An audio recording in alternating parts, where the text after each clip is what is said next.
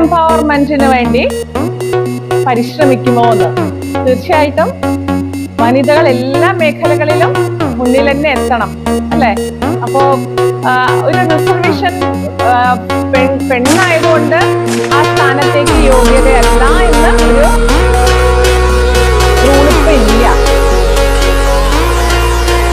ഏതൊരു സ്ഥാനത്തിലേക്കും വനിതയാണെങ്കിലും പുരുഷന്മാരാണെങ്കിലും ജോലി equal opportunity ആണ്.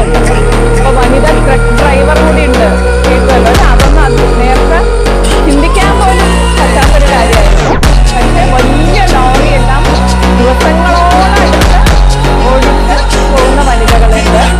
പിന്നെ പൈലറ്റ് ഉണ്ട്, പിന്നെ വേറെ എവിടെ ആസ്ട്രോനോട്ട് ഉണ്ട്, സ്പേസിലേക്ക് പോകുന്നുണ്ട് വനിതകള്.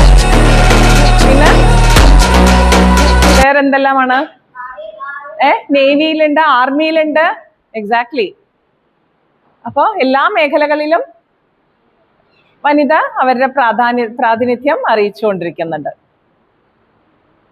ചെൽമി, ഏത് പാർട്ടിയാണ് ഫീലിംഗോ? ഞാൻ അങ്ങനെ പെർട്ടിക്കുലർ ആയിട്ട് ഒരു പാർട്ടി എടുത്ത് പറയുന്നില്ല. എല്ലാവർക്കും അവരവരുടേതായിട്ടുള്ള ഒരു മാനിഫെസ്റ്റോ പുറത്ത് വെച്ചിട്ട് തന്നിട്ടുണ്ട്. അപ്പൊ അതനുസരിച്ച് പ്രവർത്തിക്കുമായിരിക്കും.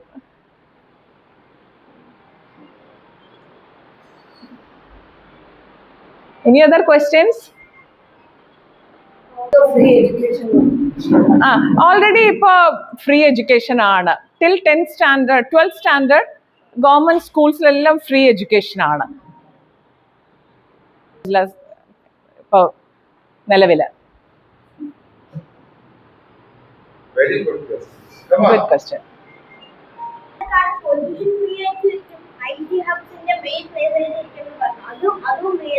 That is wonderful. Very good question. Let's give a big round of applause for him. Yes, pollution free ആയിരിക്കണം.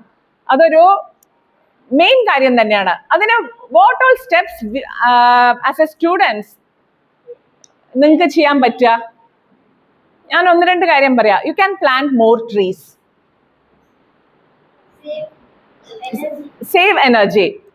ഒരുപാട് ആവശ്യമില്ലാത്ത ലൈറ്റും ഫാനൊക്കെ ഒരു സ്വിച്ച് ഓഫ് ചെയ്താ യു ആർ സേവിങ് എനർജി, അല്ലേ? വലിയ പണിയൊന്നുമില്ല നിങ്ങൾക്ക്, ജസ്റ്റ് സ്വിച്ച് ഓഫ് ചെയ്താൽ മതി, അല്ലേ? You can save energy. പിന്നെ കാർ പൂൾ ചെയ്യാം.